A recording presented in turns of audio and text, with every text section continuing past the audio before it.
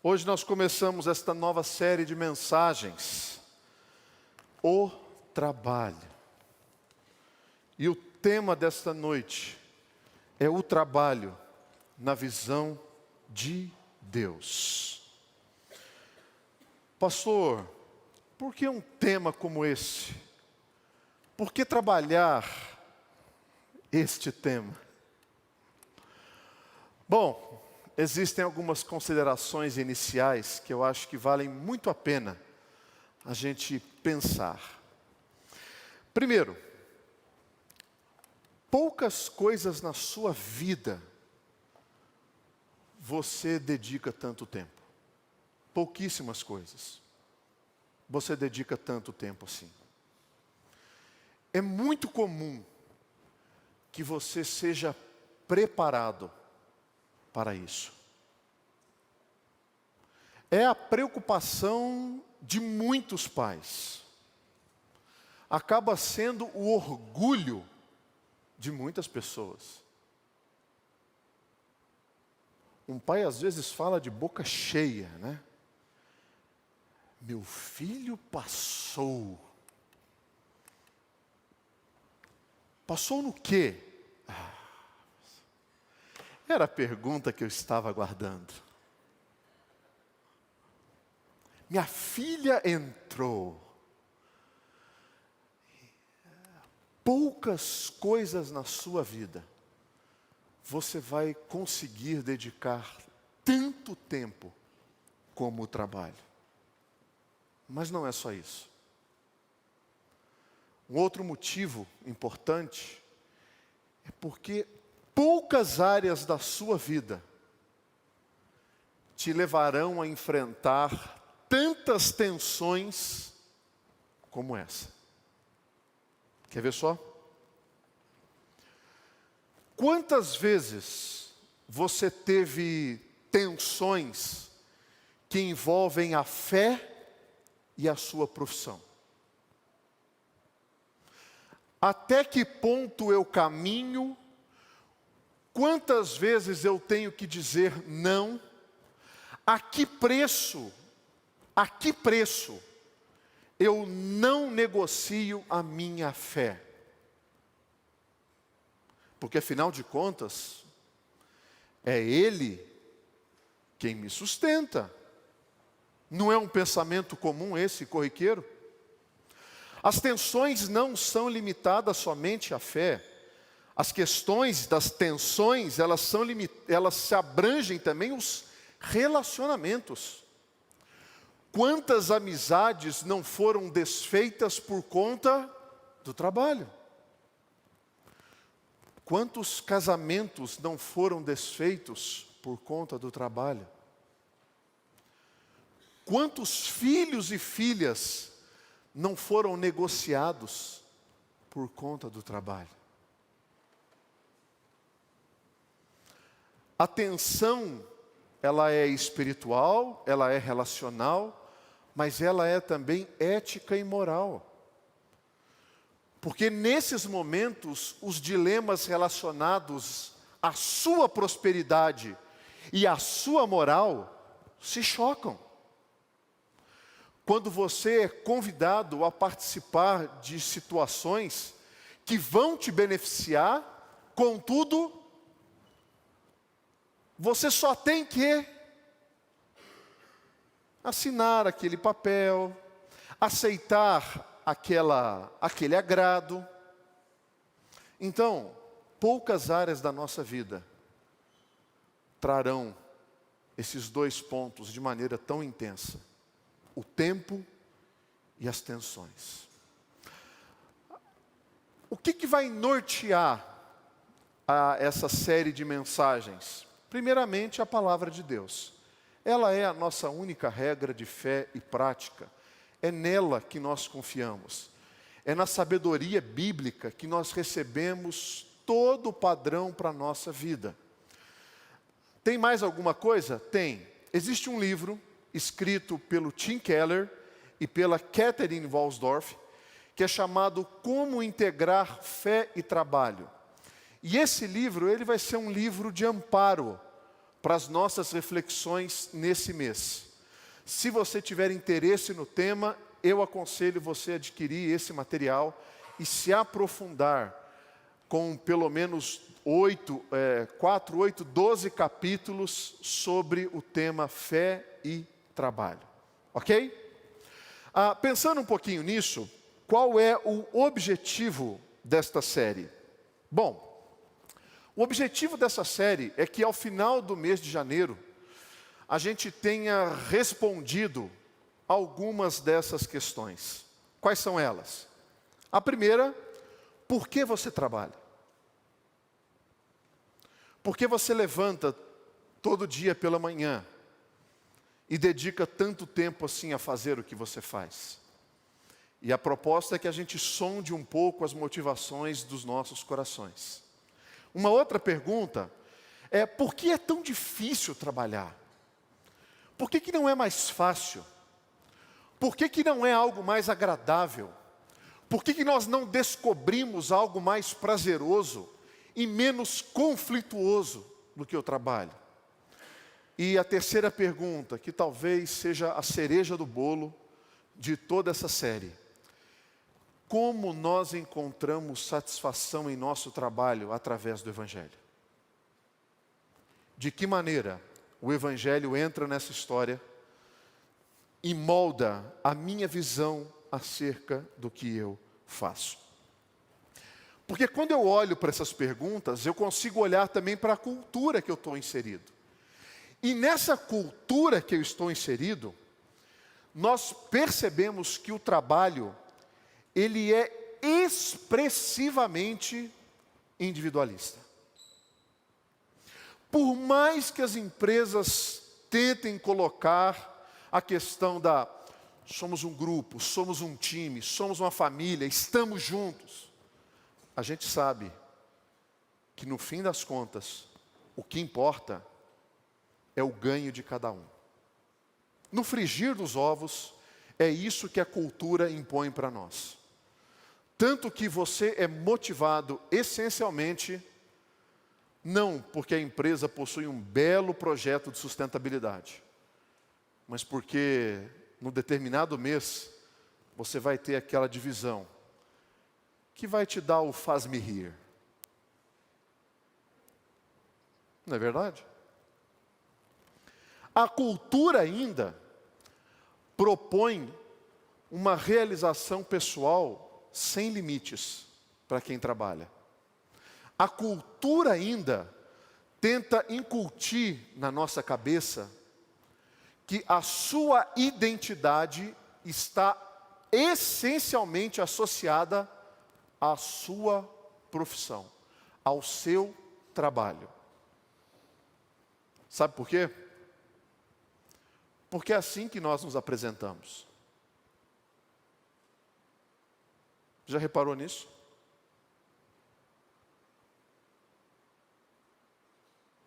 É por isso que em algumas circunstâncias onde pessoas perdem o seu emprego, elas perdem a sua identidade. Elas continuam se apresentando com aquilo que elas foram e não mais com aquilo que elas são. Percebe? Por isso o objetivo dessa série caminha por aqui. Agora, pensando um pouquinho nisso, existem duas coisas que vão nos orientar. Primeiro, eu quero que através dessas perguntas, a gente entenda e até redescubra o conceito de que todo e qualquer trabalho humano não é simplesmente uma tarefa. Ele é um chamado. Aquilo que você faz é muito mais do que uma tarefa. É um chamado. Agora, para que isso seja um chamado, existe um outro preceito, que é: o trabalho só é uma vocação se alguém chamar você para fazê-lo e ele for feito para quem o chamou. Nessa perspectiva, o trabalho na visão de Deus, ele começa a ser desvendado, mostrando para nós a seguinte verdade: se você entender que o seu trabalho é um chamado, ele só é uma vocação se você trabalhar para aquele que o chamou, e não para você mesmo. Aqui começa a se abrir uma pequena cortina de algo que a cultura está tentando fechar todos os dias. Não só a cultura, até mesmo a igreja. Quando nós ouvimos, você é o centro. Você é o centro do coração de Jesus. Você é perfeito. Essas coisas, essas falas, que são falas do diabo, não é da Bíblia. A Bíblia fala exatamente o contrário. Essas falas produzem um egocentrismo tão exacerbado que é inadmissível eu pensar na possibilidade de que o meu trabalho não é para mim. Porque eu sou o centro. Se eu sou o centro do coração de Jesus, eu sou o centro do meu trabalho. Eu sou o centro do universo. E não é isso. Então, esse é o objetivo da nossa série. Eu vou projetar o texto bíblico ali, mas eu aconselho você a abrir a sua Bíblia no livro de Gênesis, porque não tem como nós falarmos sobre a origem do trabalho, ou sobre o trabalho na visão de Deus, sem que a gente caminhe pelo livro de Gênesis. Então, ao contrário de outras mensagens, que eu prego sempre de maneira expositiva, essa mensagem eu vou utilizar alguns versículos de Gênesis e um versículo de Coríntios para nortear aí a nossa conversa dessa noite, ok?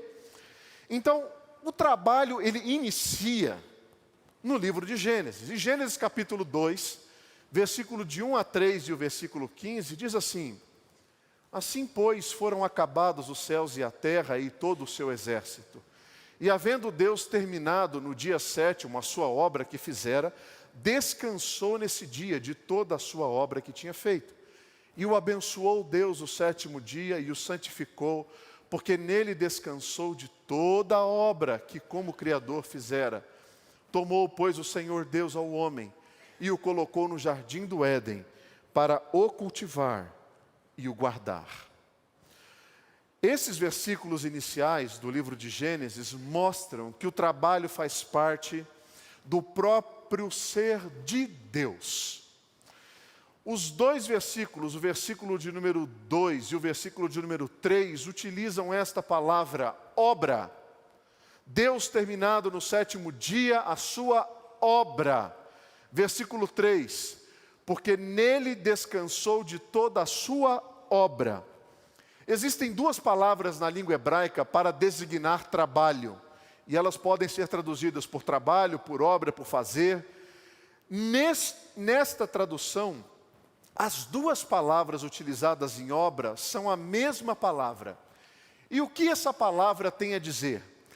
Não é um hobby, não é um trabalho amador, não é aquele trabalho que você faz de marcenaria no final de semana, de jardinagem no final de semana, de aeromodelismo, não é nada disso. Esse trabalho aqui, ele é utilizado por uma palavra profissional, trabalho profissional, labor. Labor produzido por aquele que tem muita experiência. Não tem nada de amadorismo, aqui é trabalho profissional. E Gênesis mostra a criação do trabalho numa perspectiva extremamente relevante. Qual perspectiva é essa? 6 por 1. O Senhor durante 6 dias trabalhou e no 7º dia ele descansou. Quando esta mensagem ela chega no Egito, ela é altamente contracultural. Por quê? Porque no Egito não tinha pausa. O trabalho ele era sem cessar. Tanto que quando Moisés se aproxima de Faraó e pede para ele um tempo para que o povo pudesse adorar, ele é recebido com chacota. Você está brincando? Você quer um tempo para adorar. E o trabalho? Onde fica? Não havia ciclos de trabalho e descanso, trabalho e descanso, trabalho e descanso. Gênesis mostra então um Deus criador fazendo todas as coisas, e no sétimo dia ele abençoa aquele dia e descansa. Como é que Deus trabalha? Duas características, ainda de Gênesis, revelam um pouco disso. Uma delas é esse versículo de Gênesis 1:31, que diz assim: viu Deus tudo quanto fizera, e eis que era muito bom. O trabalho de Deus é um trabalho que é acompanhado de alegria. Pastor, onde é que você está vendo alegria nesse versículo aí? A palavra bom. Não é só alegria, é com muita felicidade. Viu Deus que esse trabalho produzia nele muita felicidade, cheio de alegria.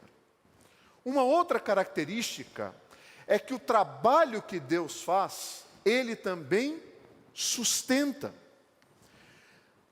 Alguns versículos de Gênesis trazem para nós a formação desta frase. Ele cria o homem, Ele forma o homem, Ele sopra o fôlego de vida no homem, Ele planta e rega o jardim para o homem, Ele cria uma mulher para este homem e diz para eles: sejam fecundos, multiplicai-vos. O Senhor cria e o Senhor sustenta. Por isso essa palavra sustentabilidade está tão na moda. Porque houve uma percepção humana de que há uma destruição por meio do trabalho da criação. Isso não é uma bandeira que deve ser conduzida pelo Greenpeace. Isso não é uma bandeira que deve ser conduzida pela WWF Brasil. Essa é uma bandeira bíblica de sustentação da criação de Deus. Como o trabalho nos influencia? De que maneira isso acontece? Presta atenção. O trabalho, ele é uma necessidade humana básica. Pelo fato do trabalho ter existido na criação, na formação do homem, antes da queda, esse anseio pelo trabalho, essa realização que temos pelo trabalho, é algo que está no nosso DNA espiritual. O Senhor nos fez assim. Tanto que um dos pecados tão combatido no livro de Provérbios é a preguiça. A preguiça nada mais é do que o não gostar de pegar na enxada. Trabalhar. É por isso também que quando nós perdemos o nosso trabalho, a gente fica desnorteado. Porque ele é uma necessidade básica, como o alimento, como o descanso, como a beleza, como o lazer, como a oração, como a amizade, como a sexualidade. Faz parte de nós. Ah, pastor, eu conheço gente que nasceu sem isso aí, viu? Eu tenho certeza que nasceu sem. Faz parte de nós. O trabalho ajuda no desenvolvimento emocional, físico e espiritual, mesmo provocando tantas tensões. O trabalho, ele é tão fundamental, que ele é uma das poucas coisas na nossa vida que nós assumimos em doses substanciais e não nos prejudicamos. Não entenda aqui substanciais com exageradas, mas substanciais. O que mais você consegue fazer 10, 11, 12, 13, 14 horas por 5, 6 dias seguidos?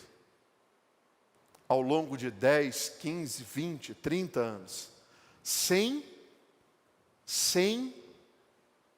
se prejudicar. Agora, tudo isso mostra que quando a gente perde o nosso trabalho, nós temos a sensação de que nós não somos mais ninguém. Ninguém. Sustentar a pecha de desempregado é tão humilhante que isso afeta diretamente a nossa identidade. Agora, quais cuidados a gente tem que ter com essas afirmações? O primeiro cuidado, eu vou deixar as afirmações aí, eu vou falar e você vai revisitando aí, é que o trabalho, mesmo tendo toda essa importância e relevância, ele não é o centro da vida. Ele não é o motivo pelo qual você vive. Ele não é a razão da sua existência. Não é. Nós não temos uma vida plena sem trabalho. Mas eu não posso afirmar que o trabalho é o significado do meu viver. Pastor, como que eu equilibro isso então? Esse é o desafio. Não tem fórmula. Não tem receita. O que tem são princípios para você cuidar do seu coração. O que faz do trabalho, então, um propósito para mim? Não, ele não é o seu propósito maior de vida. Porque se ele se torna o seu propósito maior de vida, é muito provável que no seu coração ele se torne um Deus. E você passa então a adorá-lo por aquilo que ele te fornece. Realização, identidade, remuneração, reconhecimento, visibilidade, credibilidade. Esse é o perigo. Pense que no céu haverá trabalho, não da maneira como você está acostumado a fazer. Porque lá, ninguém vai trocar cartões. Lá, ninguém vai bater continência para um superior que não seja Jesus. Esses são os perigos desta influência do trabalho. Agora, de que maneira Deus trabalha? Deus trabalha, ou melhor, como que Deus vê o trabalho? Deus vê o trabalho como um sinal de dignidade ao homem, um sinal de dignidade à mulher. Versículo 26 de Gênesis 1. Também disse Deus: façamos o homem à nossa imagem, conforme a nossa semelhança. Tenha ele domínio sobre os peixes do mar, sobre as aves do céu, sobre os animais domésticos, sobre toda a terra e sobre todos os répteis que rastejam pela terra. Sua Bíblia está aberta? Olha o verso 28. E Deus os abençoou e lhes disse: sede fecundos, multiplicai e enchei a terra, sujeitai, dominai sobre os peixes, sobre as aves, sobre todo animal. Olha o versículo 19 do capítulo 2. Havendo, pois, o Senhor Deus formado a terra, todos os animais do campo, todas as aves dos céus, trouxe aos homens para ver como este lhes chamaria. E o nome que o homem desse a todos os seres viventes, esse seria o nome deles. Diferente de toda a criação que recebeu a ordem de Deus de crescer e multiplicar, o Senhor fazia isso para os animais, fazia isso para as árvores, frutifique. O homem não só recebe esta ordem, o homem, diferente de todos os animais, ele recebe a dignidade do domínio. O homem, diferente de toda a criação, de tudo aquilo que Deus havia criado, é o único que recebe a ordem de Deus de dominar sobre aquilo que foi criado. Existe um teólogo chamado Alec Motyer, num livro que ele escreveu, chamado Olhando para a Rocha. Ele diz assim, que na antiguidade, as imagens dos governantes representavam o símbolo da sua presença e autoridade. Nas conquistas de terras que iam sendo avançadas, eles colocavam estátuas que representavam ali, aqui reina, governa e domina fulano de tal.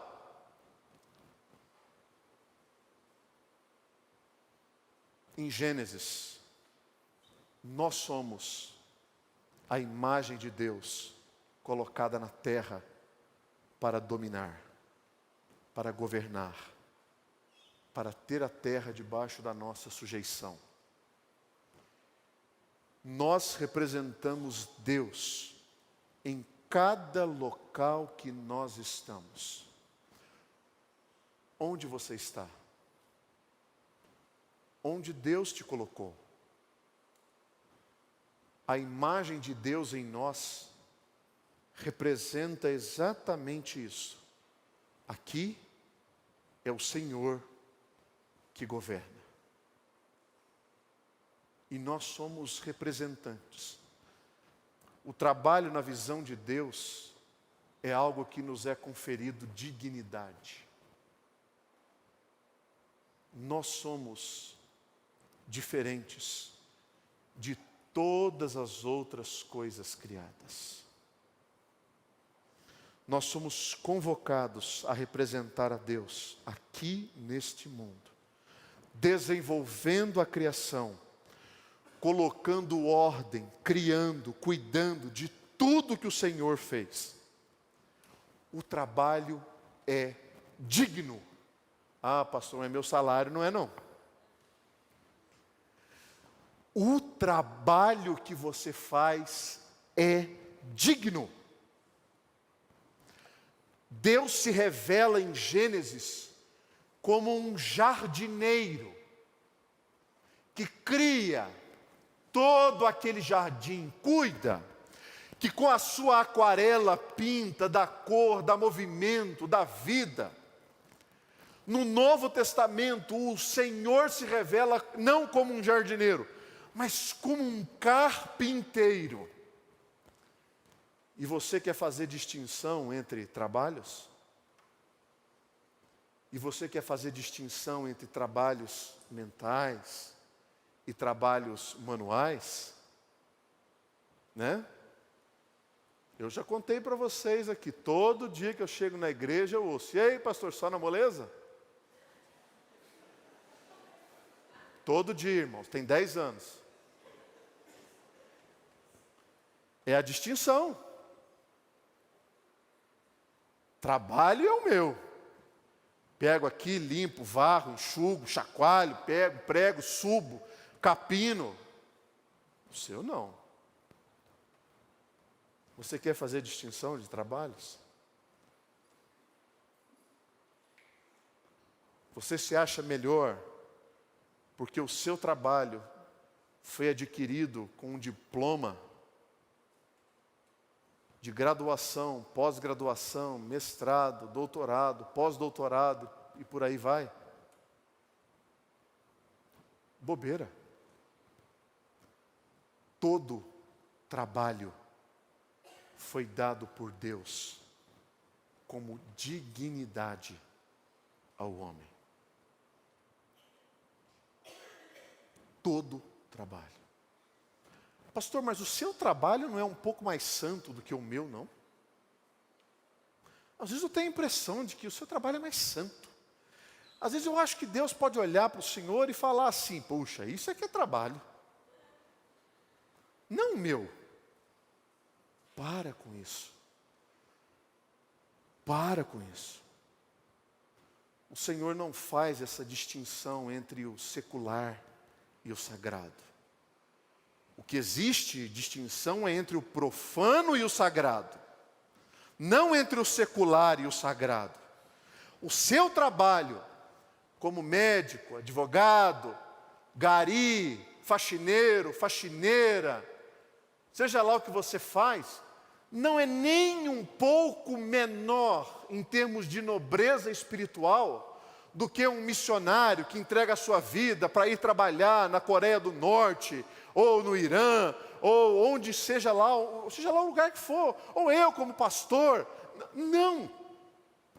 Todos nós, aos olhos do Senhor, somos vistos com dignidade. Todos nós. O trabalho, na visão de Deus, ele é um sinal de dignidade. O trabalho, na visão de Deus, ele tem o objetivo de cultivo, de desenvolvimento. Em que sentido isso? Abra a Bíblia em Gênesis 2. Olha o versículo 15. Para que haja desenvolvimento cultural e criativo, existe um trabalho físico de cuidar do jardim. Tomou, pois, o Senhor Deus ao homem e o colocou no jardim do Éden para o cultivar e o guardar. Desenvolvimento da nossa criatividade, desenvolvimento da nossa cultura, caminha e passa por um trabalho físico exaustivo. Não foi Einstein que disse que o fruto das suas descobertas estavam relacionados com 99% de transpiração e 1% de eureka.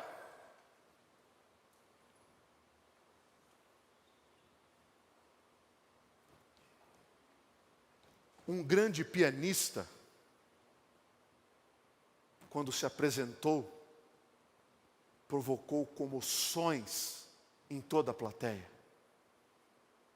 Uma mulher chegou para ele e disse assim: eu nunca vi algo igual em toda a minha vida. Eu acho que eu daria a minha vida para tocar como você. Ele respondeu: eu dei. Eu dei a minha vida para tocar assim.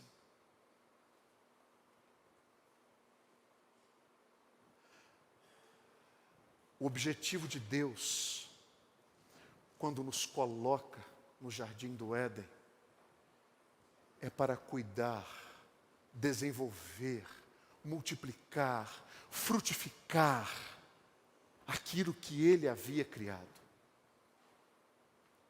Irmãos, quantas coisas nós desenvolvemos na criação, quantas coisas.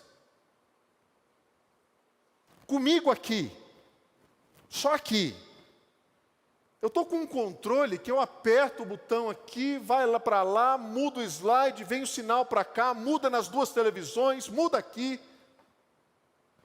Isso aqui não foi Deus que fez. Isso aqui é fruto de esforço físico. Eu estou com o microfone aqui do meu lado, que tem uma cápsula minúscula. Ele está aqui, mas eu falo para cá, e ele consegue pegar esse som. Como que ele faz? Eu não sei. Talvez o nosso técnico de som lá saiba, o Cadu. Eu não tenho a mínima ideia. Nós desenvolvemos tudo isso para que haja desenvolvimento cultural e criativo. No meu bolso aqui eu estou com um celular. Ele faz tanta coisa que até ligação ele faz. Impressionante. A gente não usa mais para isso, mas ele faz. Na visão de Deus, o nosso trabalho, ele tem que estar conectado com o desenvolvimento cultural e criativo. Ainda em Gênesis, no capítulo 2, os versos 16 e 17, o trabalho na visão de Deus, ele é um trabalho com o objetivo de um crescimento espiritual. Mas não existe crescimento espiritual sem obediência, sem uma palavra divina a ser obedecida. E o Senhor Deus lhe deu essa ordem: de toda árvore do jardim comerás livremente, mas da árvore do conhecimento do bem e do mal não comerás, porque no dia em que dela comeres, certamente morrerás. Não existe desenvolvimento espiritual sem obediência. Por isso, o seu trabalho, ele está sujeito a uma ordem de Deus de obediência à sua palavra. Tudo aquilo que é pedido para você fazer no seu trabalho, que viola a palavra de Deus, saiba que essa não é a visão de Deus para o seu trabalho. Mesmo que isso te provoque benefícios financeiros, mesmo que isso te provoque em você, ou beneficie você moralmente, espiritualmente é impossível, mas financeiramente, com o seu status, promovendo bens para a sua família, você vai poder colocar o seu filho na melhor escola, vocês vão poder tirar férias, viajar para a Europa, para os Estados Unidos, seja lá para onde for, todo ano. Isso não é bênção de Deus. Não é. Não se iluda. O Senhor promove por meio da visão do trabalho para você o seu crescimento espiritual. Toda vez que a sua espiritualidade está sendo negociada em função do seu trabalho, talvez você esteja fora da visão de Deus para o trabalho. Com o objetivo também de desenvolver mentalmente, existe um exercício cognitivo. Não é só um exercício mental, físico, ele é também mental. Porque na criação o Senhor pegou o homem, colocou ele no jardim do Éden e disse assim: o nome que você der para esses animais vai ser o nome que eles terão. Olha que legal. Deus não fez tudo. Ele não criou tudo. Por que Ele já não criou com nome? O Senhor quer o nosso desenvolvimento cognitivo.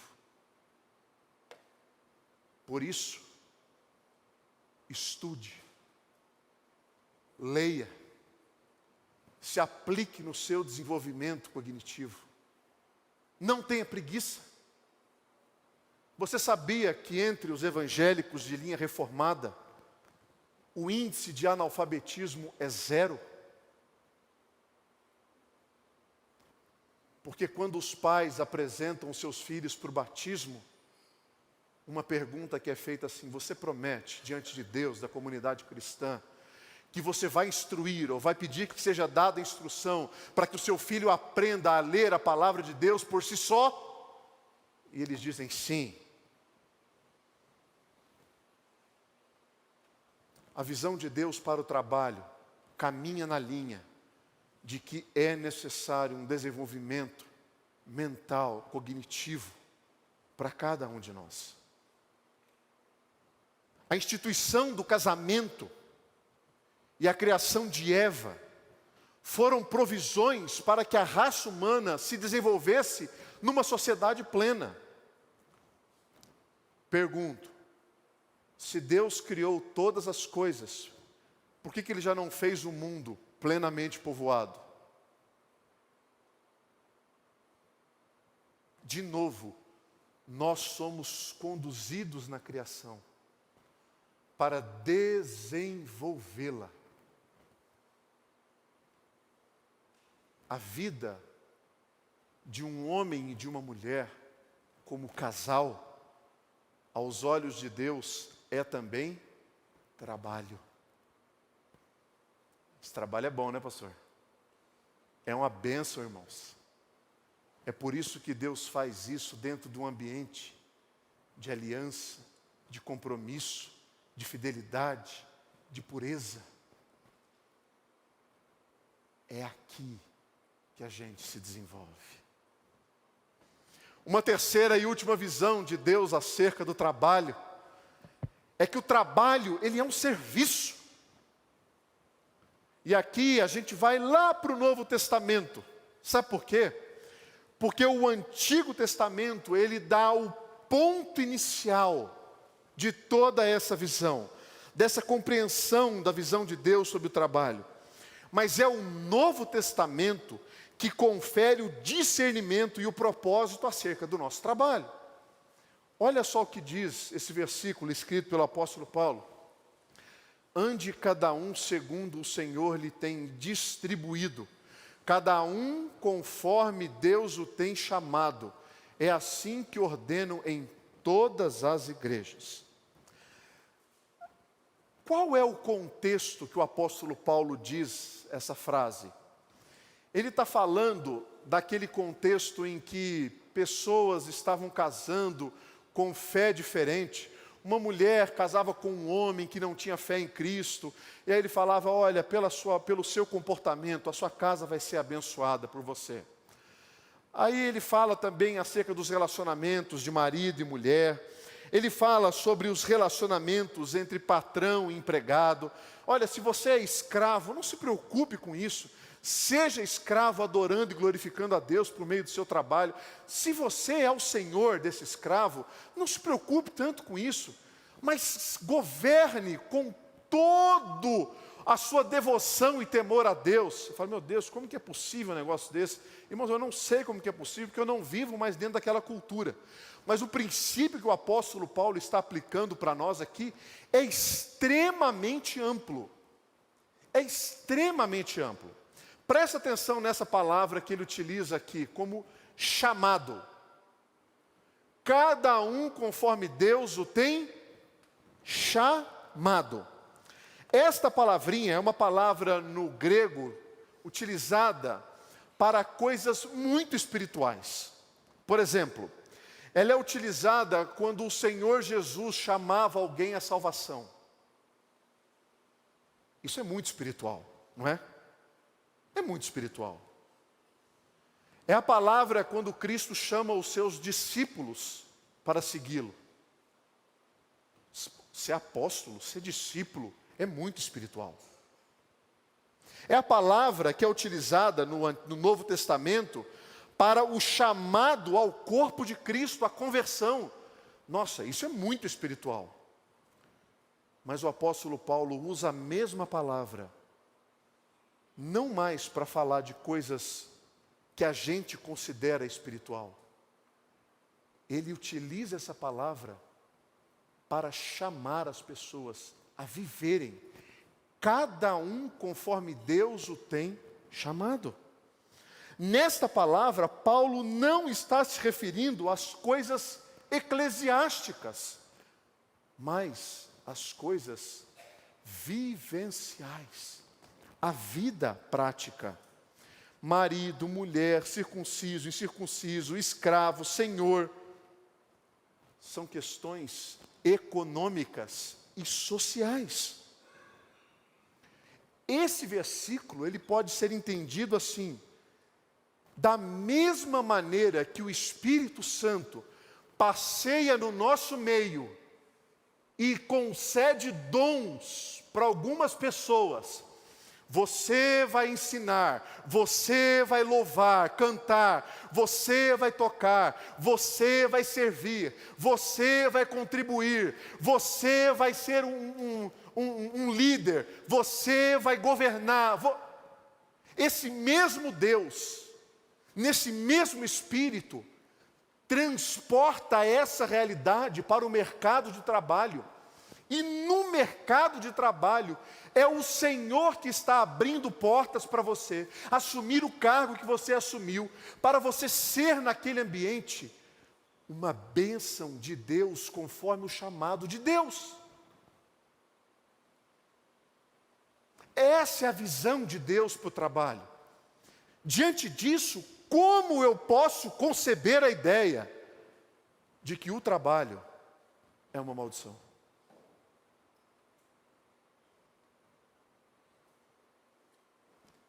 Pastor, é que você não conhece meu chefe.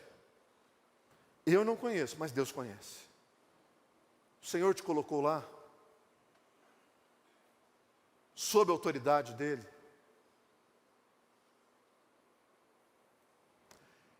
Esse é o serviço que você pode prestar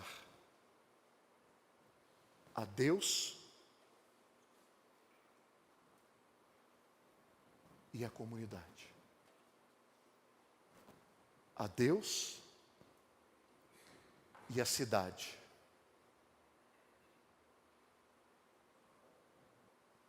Deixa eu dar um outro exemplo para você.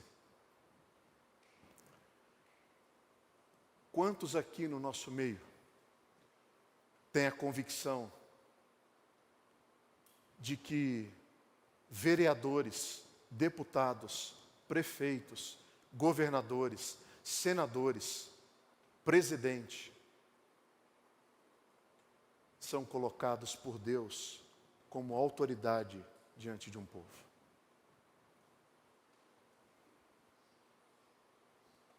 Deixa eu fazer uma outra pergunta para você. Por que você não está lá? Pastor, Deus me livre, esse meio aí é uma desgraça.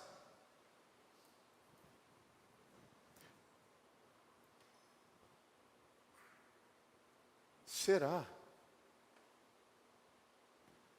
que um posicionamento desse diante de uma cidade não pode impactar uma cidade?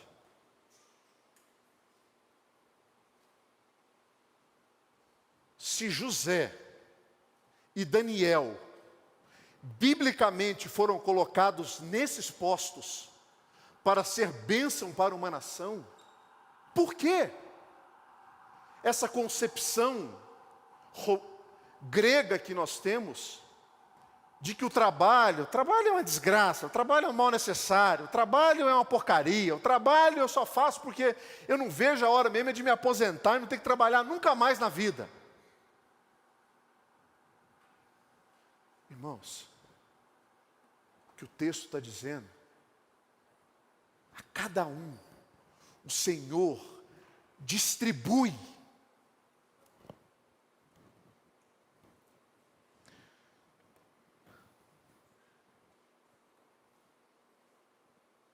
Como que você tem escolhido a sua profissão?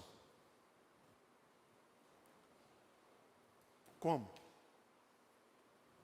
Você tem escolhido a sua profissão baseado na seguinte frase: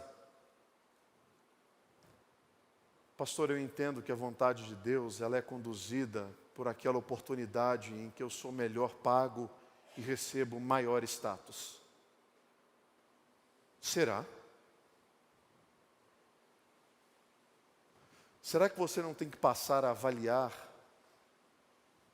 a sua vocação, o seu trabalho, o seu serviço, baseado na seguinte frase: levando em conta as minhas habilidades e também oportunidades, como eu posso ser mais útil às pessoas, sabendo o que eu sei a respeito da vontade de Deus e da necessidade humana? Por que nós pautamos o nosso trabalho e as oportunidades que surgem exclusivamente levando em consideração a remuneração? Por quê?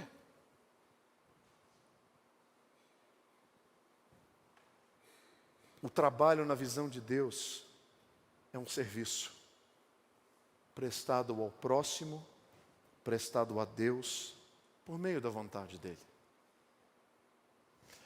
Agora, esse trabalho, ele não é um trabalho feito de qualquer jeito. Ele é feito com competência. Deixa eu contar uma história para você. O ano era 1989. o voo 811 da United Airlines. Ele saía de Honolulu e ia para Nova Zelândia. Mais de 350 pessoas a bordo. Especificamente 355 pessoas a bordo.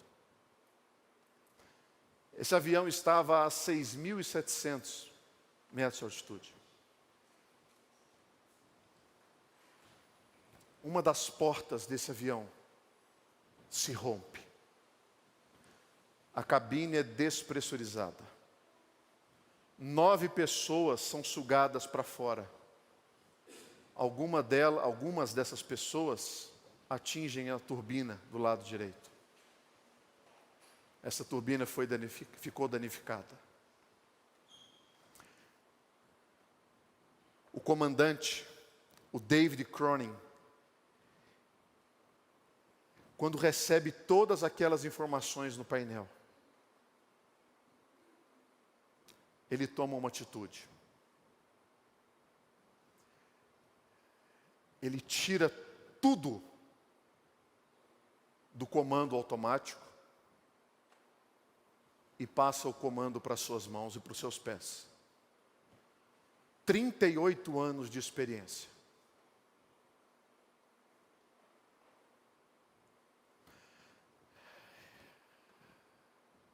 Muito combustível nas asas. Pouco tempo para chegar ao lugar que eles poderiam desembarcar, que era na Nova Zelândia. Ele reduz ao máximo a velocidade do avião, para que ele tivesse um pouco mais de controle. O avião se aproximando da pista para poder pousar, os flaps danificados. Ele reduz o máximo que ele pode, mas ele não atinge a velocidade necessária para poder pousar com segurança, que é em torno de 200 e poucos quilômetros por hora. Ele estava a mais de 300 quilômetros por hora. E ele pousa aquele avião com uma maciez e uma suavidade como poucos. 346 pessoas sobreviveram. Foram entrevistá-lo. Comandante, qual foi a sua primeira reação quando você viu aquela desgraça acontecendo? Ele disse assim: eu fiz uma breve oração e voltei ao trabalho. Competência, serviço, dignidade a Deus e aos outros. Portanto, o que eu deixo para nós nessa noite é que a visão de Deus acerca do trabalho é um sinal de dignidade conferida ao ser humano, independente daquilo que você faz. O objetivo da visão de Deus acerca do trabalho é cultivo e desenvolvimento.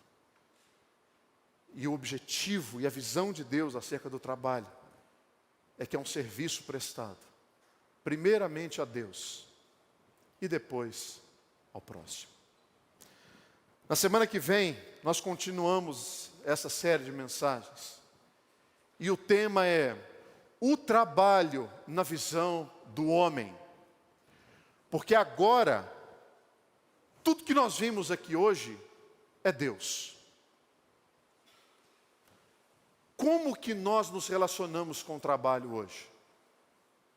Estando debaixo do pecado. E aí é complicado.